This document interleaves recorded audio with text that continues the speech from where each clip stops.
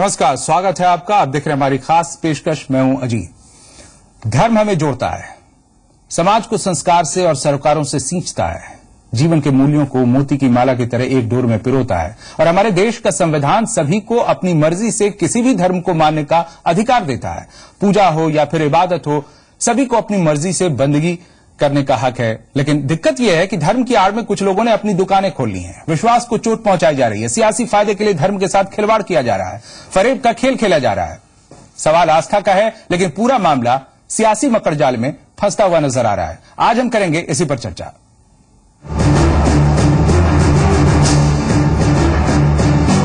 साथ खिलवाड़ किया जा रहा है, फरेब का खेल खेला जा रहा है। सवाल आस्था का है, लेकिन पूरा मामला सियासी मकड़जाल में फंसता हुआ नजर आ रहा है। आज हम करेंगे इसी पर चर्चा।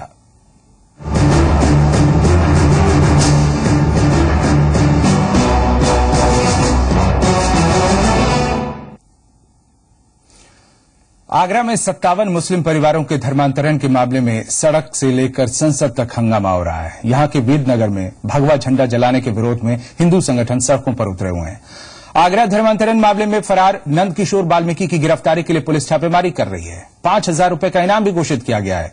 वहीं अलीगढ़ में 25 दिसंबर को होने वाले घर वापसी कार्यक्रम को जिला प्रशासन ने इजाजत देने से मना कर दिया है। बीजेपी खुद को किसी भी तरह के जबरन या दबाव में होने वाले धर्मांतरण के खिलाफ बता रही है, लेकिन इन सब के बावजूद क्या कुछ हो रहा है, इस पर पहले देखिए ये रिपोर्ट।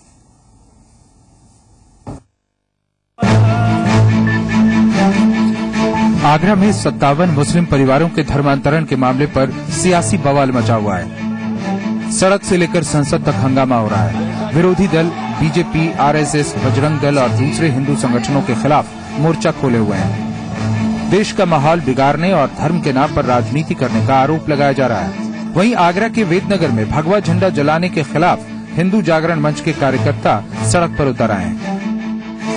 इन सब के बीच बीजेपी खुद को पाक साफ बता रही है। बीजेपी नेता खुद को किसी भी तरह जबरन धर्मांतरण को बढ़ावा देने के खिलाफ बता रहे हैं। बीजेपी अध्यक्ष अमित शाह लालच या फिर किसी तरह के दबाव में होने वाले धर्मांतरण को रोकने के लिए सख्त कानून की वकालत कर रहे हैं। पार्लियामेंट्री अफेयर्स मिनिस्टर ने कहा है कि फोर्सफुल मतलब लोभ, लालच और भय से जो धर्मांतरण होता है वो रुकना चाहिए और उसमें धर्मांतरण विरोधी कानून बनाने के लिए सभी पार्टियों को उन्होंने अपील की है। अब सभी पार्टियों को देखना है कि वो धर्मांतरण को रोकना चाहती है। विरोधियों पर निशाना साधते हुए बीजेपी अध्यक्ष अमित शाह ने ये भी कहा है कि अगर विपक्ष धर्मांतरण के मुद्दे पर संजीदा है तो संसद में हंगामा करने के बजाय सरकार के साथ मिलकर इस तरह की चीजों को रोकने के लिए कड़े कानून बनाने में सहयोग करना चाहिए। धर्मांतरण के सवाल पर देश की संसद को बंद करने वाली सारी पार्टियां एक होकर भारतीय जनता पार्टी की सरकार के पास प्रस्ताव लेकर जाए कि धर्मांतरण विरोधी कानून देश की संसद पारित करे। बीजेपी इस मुद्दे पर फूंक फूंक कर कदम रख रही है। विरोधियों के तेवर तल्ख हैं। सीएम अखिलेश इशारों में बीजेपी पर माहौल बिगाड़ने का आरोप लगा चुके हैं। समाजवादी लोग, समाजवादी सरकार लगातार जनता के हित में काम करती रहेगी। जिन्हें जनता का ध्यान हटाना है, जिन्हें जनता ने सबसे ज्यादा मदद की, सबसे ज्यादा सीटें जिताई, अब वो जानबूझ के माहौल खराब कर रहे हैं। वहीं आगरा में बीते सोमवार को देवरी रोड इलाके में स्लम बस्ती के रहने वाले 57 मुस्लिम परिवारों के करीब 250 लोगों के धर्मांतरण के मामले में आरोपी धर्म जागरण मंच के प्रांत संयोजक नंद किशोर वाल्मीकि पर पुलिस ने 5,000 रुपए का इनाम घोषित किया है।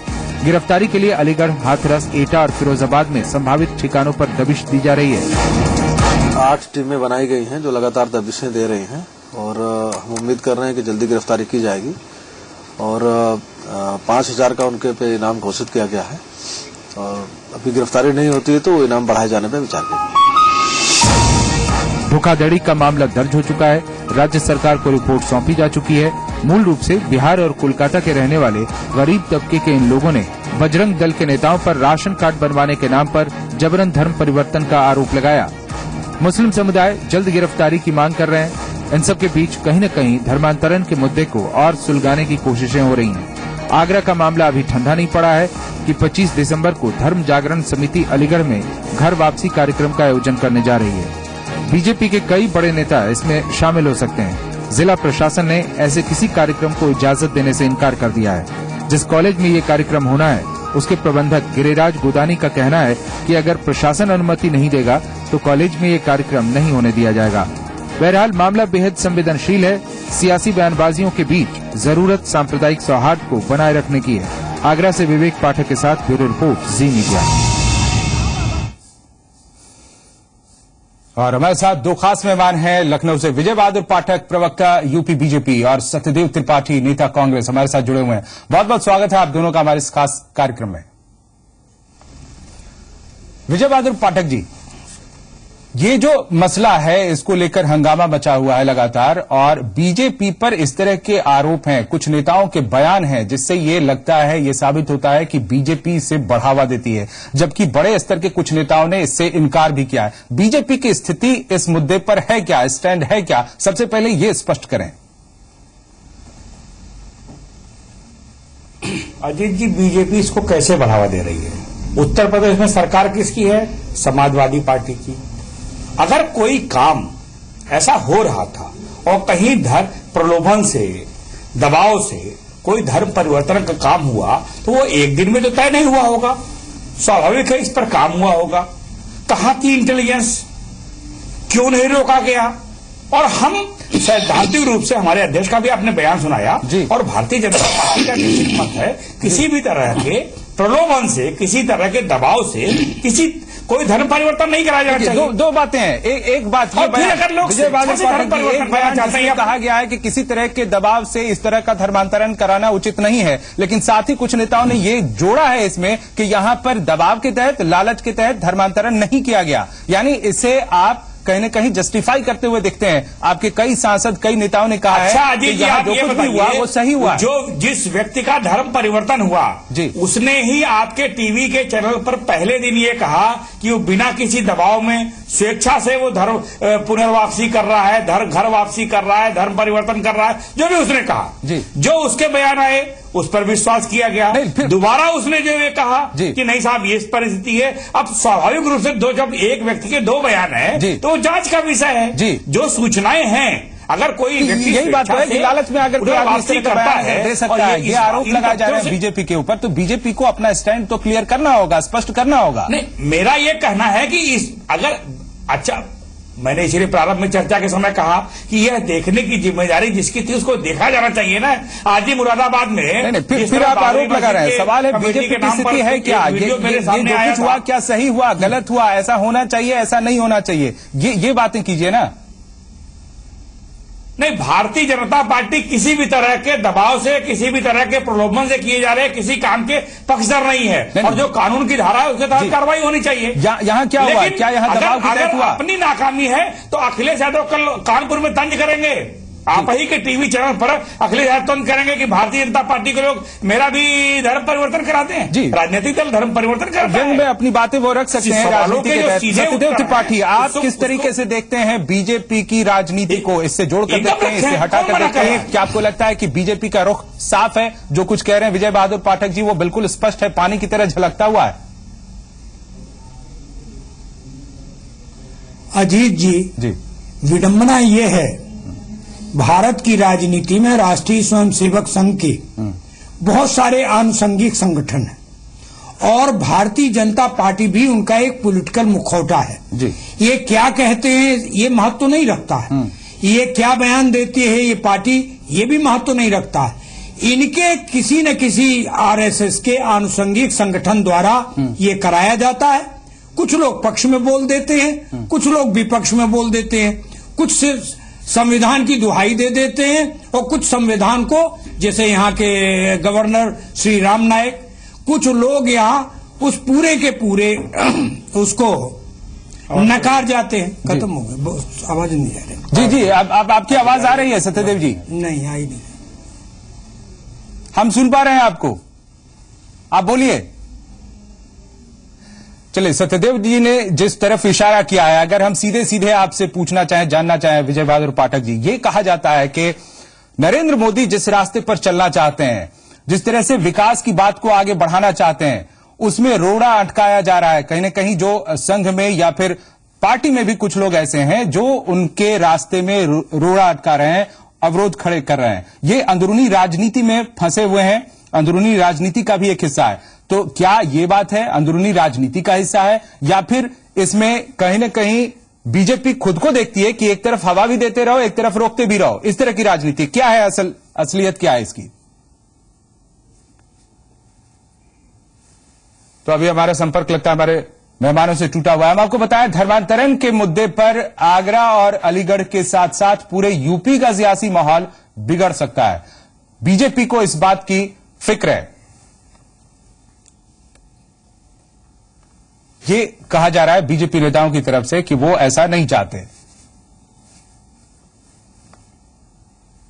तो पूरे यूपी का सियासी माहौल इससे बिगड़ सकता है, इस तरह का अंदेशा जताया जा रहा है। बीजेपी को इस बात की फिक्र है कि कहीं धर्मांतरण और साध्वी निरंजन ज्योति और साक्षी महाराज जैसे जो नेता हैं, इनकी बयानबाजी के चलते पीएम मोदी का विकास और गवर्नेंस का मुद्दा कहीं हाशिए पर न चला जाए। पहले देखिए रिपोर्ट। दिल्ली में राम यादव की सरकार बनेगी या की सरकार बनेगी? महात्मा गांधी की हत्या 1984 में तब की जब आपने सिखों का कत्लेआम इस हिंदुस्तान में किया था। पहले केंद्रीय मंत्री साध्वी निरंजन ज्योति के बयान को लेकर बीजेपी की फजीहत हुई। इसके बाद आगरा के धर्मांतरण के मुद्दे पर सड़क से लेकर संसद तक हंगामा शुरू हो गया। इन सब के बीच बीजेपी सांसद साक्षी महाराज का महात्मा गांधी और गोडसे को लेकर विवादित बयान। गांधी की हत्या 1984 में तब की जब आपने सिखों का कत्लेआम इस हिंदुस्तान में किया था। संघ से जुड़े लोगों और संगठनों के विवादित बयानों और कार्यक्रमों के चलते बीजेपी लगातार विपक्ष के निशाने पर है। एसपी, बीएसपी, कांग्रेस समेत तमाम बड़े सियासी विरोधी बीजेपी के खिलाफ मोर्चा खोले हुए हैं। बताया जा रहा है कि इस तरह के विवादों से बीजेपी को इस बात का डर सताने लगा है कि इन झमेलों के चलते कहीं विवादों के चलते पीएम मोदी का विकास का मूल मंत्र न खो जाए। मामले की गंभीरता को देखते हुए पीएम मोदी पार्टी सांसदों और नेताओं को बोलते समय संयम बरतने की नसीहत दे चुके हैं। इस प्रकार की भाषा को विसर्जित किया। संसदीय कार्य मंत्री वेंकैया नायडू से लेकर बीजेपी अध्यक्ष अमित शाह भी पार्टी नेताओं को गलत बयानबाजी से बचने और सोच समझकर बोलने की सलाह दे चुके हैं। बोलने में संयम रखना चाहिए और जहां पर भी जरूर पड़ेगी भारतीय जनता पार्टी अपने सदस्यों से बात कर सुनिश्चित करेगी कि इस तरह से माहौल न बिगड़े। दरअसल बीजेपी को पता है कि महंगाई, करप्शन और दूसरे मुद्दों पर वो कांग्रेस और दूसरे विरोधियों को करारा जवाब दे सकती है, लेकिन अपने ही नेताओं के विवादित बयानों पर सफाई देना मुश्किल हो रहा है। पीएम मोदी पर भी सवाल उठने लगे हैं। मैं तो इसको सब गलत मान रहा हूँ, सारी गलत दिशा में जा रहा, और इस समय सबसे गलती मुझे लग रही है नरेंद्र मोदी जी की। वो चुप हैं, वो बोल नहीं रहे हैं। और एक मौनी बाबा, एक नया अवतार, मनमोहन सिंह को कहते थे ये मौनी बाबा, और अब नए युग के मौनी बाबा नरेंद्र मोदी हैं। हाल के दिनों में जिस तरह बीजेपी नेताओं के विवादित बयान और आरएसएस से जुड़े बजरंग दल जैसे संगठन धर्मांतरण के मामले को लेकर विवादों में हैं, उसके चलते सड़क से लेकर संसद तक मोदी सरकार को विपक्ष के हमलों का सामना करना पड़ रहा है। बीजेपी की जमकर किरकिरी हुई है। पीएम मोदी की छवि को भी कहीं न कहीं नुकसान पहुंचा है। लिहाजा बीजेपी धर्मांतरण और दूसरे मुद्दों पर फूंक फूंक कर कदम रखने और खुद को विवादों से दूर रखने की पुरजोर कोशिश में जुटी है। आगरा से विवेक पाठक के साथ ब्यूरो रिपोर्ट, जी मीडिया। तो इस पर हम जवाब चाहेंगे विजय बहादुर पाठक से। इससे पहले जो सवाल हम कर रहे थे उसी से संबंधित रिपोर्ट आपने देखी, लेकिन इससे पहले बात पूरी कर लें आप। सत्यदेव त्रिपाठी जी, आप जो कह रहे थे। हाँ, मैं ये कह रहा था अजीत जी कि भारतीय जनता पार्टी एक ऐसा संगठन है जिसकी डोर नागपुर में है, आरएसएस मुख्य केंद्र से चलती है, उसके आनुषंगिक संगठन है। अब बजरंग दल क्या करता है, भारतीय जनता पार्टी कहेगी मुझसे तो कोई लेना देना नहीं। इसी तरह कहीं हिंदू जागरण मंच है, कहीं कोई मंच है। इतने आनुषंगिक संगठन इन्होंने बना रखे हैं जिनका न कोई रजिस्टर है, न जिनकी मेंबरी का कोई अता पता है, और ये अपना काम करते हैं। ये आराम से जो समाज के तमाम सामाजिक सरोकार हैं उनसे ध्यान हटाकर कहीं न कहीं सांप्रदायिक जहर समाज में घुलता रहे, इसके मूक दर्शक कभी बन जाएंगे, कभी उसमें हिस्सेदारी करने लगेंगे। ये इनका हाल है। आज धर्मांतरण जैसे सवाल पर भारतीय जनता पार्टी निश्चित तौर पर कहीं न कहीं जिम्मेदार है। केवल दिखावे के लिए उनका बयान जो भी हो, फिर योगी क्यों जा रहे हैं? योगी आदित्यनाथ आखिर इनके ही एमपी हैं, इनके प्रदेश के बड़े नेता हैं और अलीगढ़ में जा रहे हैं। बहुत अच्छी बात आपने आगे की उठा दी, इसका जवाब देंगे आप। दोहरा चरित्र है ये विजय बहादुर पाठक जी, बीजेपी का दोहरा चरित्र और दोहरी बात आप कह रहे हैं। जवाब। हाँ, देखिए अजीत जी, पंडित जी कांग्रेस के बड़े नेता हैं और राजनीति का बड़ा अनुभव है, इसलिए अपनी बात को बड़ी सफाई से इन्होंने रखा है। भारतीय जनता पार्टी अगर ये कह रही है किसी भी तरह के छल छद्म और लाभ प्रलोभन के आधार पर कोई भी धर्मांतरण किया जा रहा है, उसके हम विरोधी हैं। हम कानून बनाने की बात करते हैं, कानून बनाने की पहल क्यों नहीं करती कांग्रेस? मैं आज यही सवाल कर रहा हूं कि कांग्रेस ये पहल करे। चलिए ये सवाल हम करेंगे। किसी भी तरह का जो अलीगढ़ में आपके सांसद जा रहे हैं, उसको रोके जाने का कानून बनना चाहिए। अलीगढ़ में इस तरह दूसरा, आदरणीय सत्यदेव जी ने प्रस्ताव है और अलीगढ़ में जाने पर एक सवाल किया जा रहे हैं।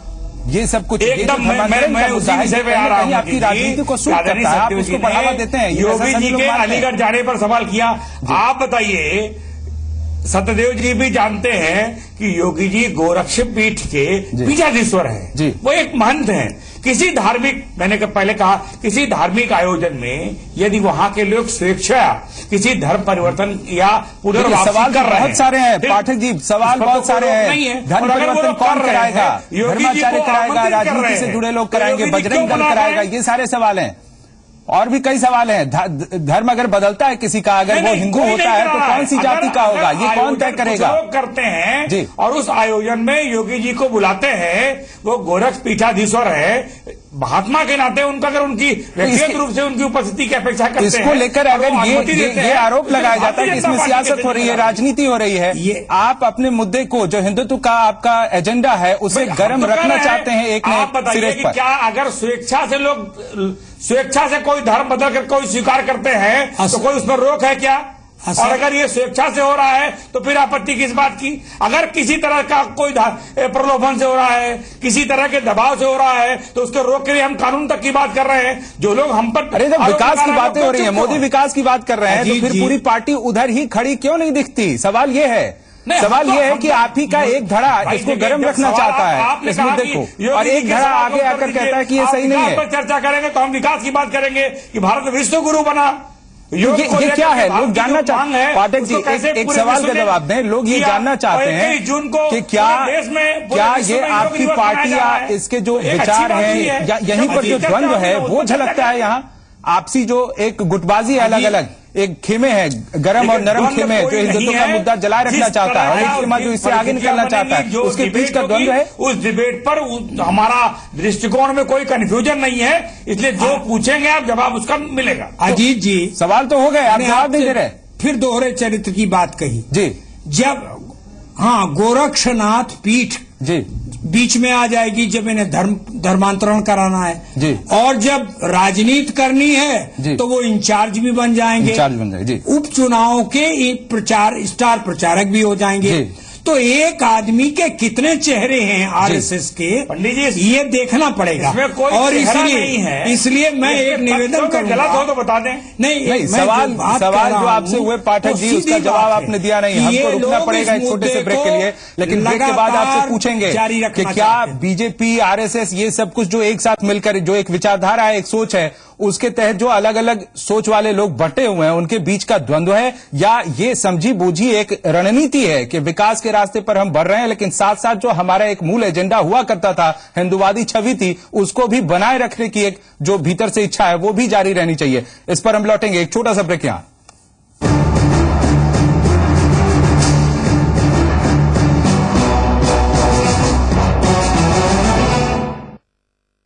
प्रधानमंत्री जनधन योजना रुपे डेबिट कार्ड के जरिए किसी भी एटीएम से पैसे निकालें।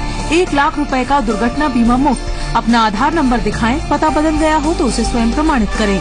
आधार नंबर न हो तो अन्य पहचान पत्र दिखाएं। कोई पहचान पत्र या दस्तावेज न होने पर भी छोटा खाता खोल सकते हैं।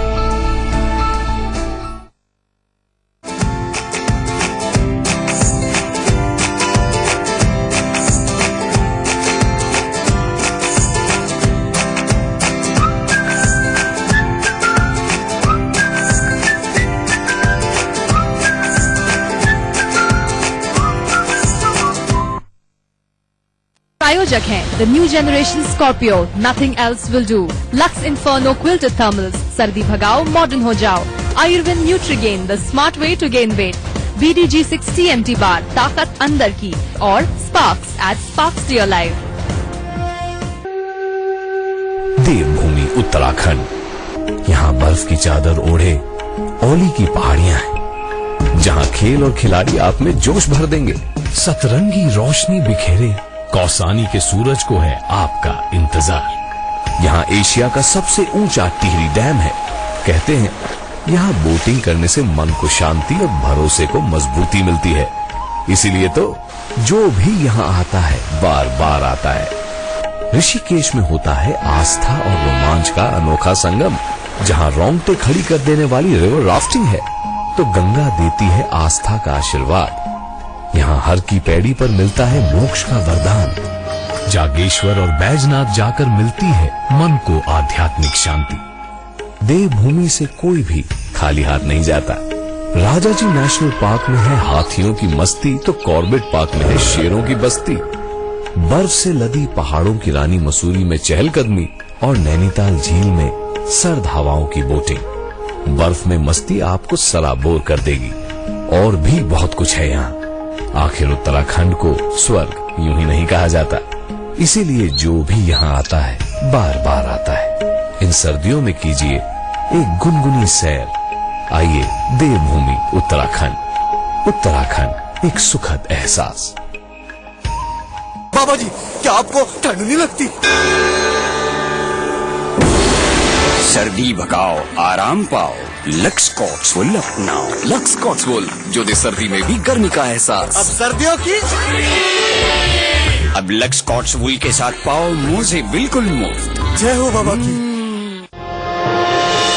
एक धुन जिससे आम आदमी को मिले हौसला और मिटे धर्मों के बीच का फासला। यह है एक ऐसी धुन जो आई है भारत के दिल से।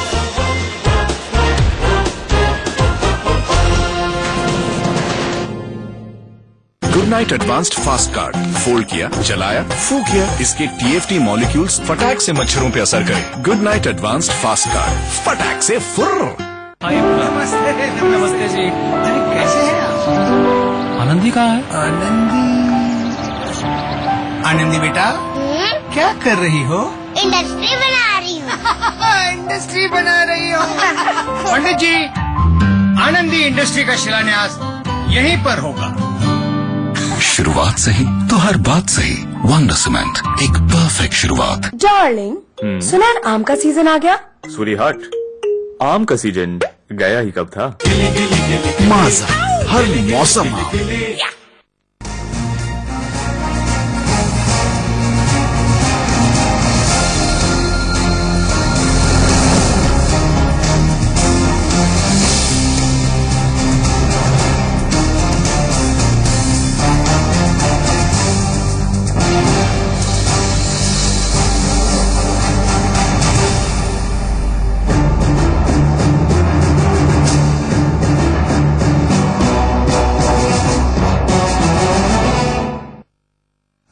धर्म आस्था का सवाल है, संवेदनशील मुद्दा है, लेकिन धर्मांतरण के मुद्दे पर किस तरह की सियासत हो रही है क्या, हम इस पर कर रहे हैं चर्चा। हमारे साथ कांग्रेस और बीजेपी के वरिष्ठ नेता हैं। विजय बहादुर पाठक, प्रवक्ता यूपी बीजेपी, और सत्यदेव त्रिपाठी, नेता कांग्रेस, हमारे साथ जुड़े हुए हैं। पाठक जी, आपने सवाल का जवाब नहीं दिया, 2 ब्रेक हमारे निकल गए। सवाल यह है कि क्या मोदी की राह में रोड़ा अटकाया जा रहा है अलग अलग विचारधारा जो आपके दल में है उन्हीं के द्वारा, या फिर ये पार्टी की सोची समझी रणनीति है कि एक तरफ विकास का मुद्दा हम बताते रहे, दिखाते रहे, लेकिन हमारे जो मूल मुद्दा है हिंदुत्व वाला, उससे कहीं हटे नहीं, उससे लोगों का ध्यान भटके नहीं, उसकी भी ज्वाला जलाए रखनी है। क्या है दोनों में से?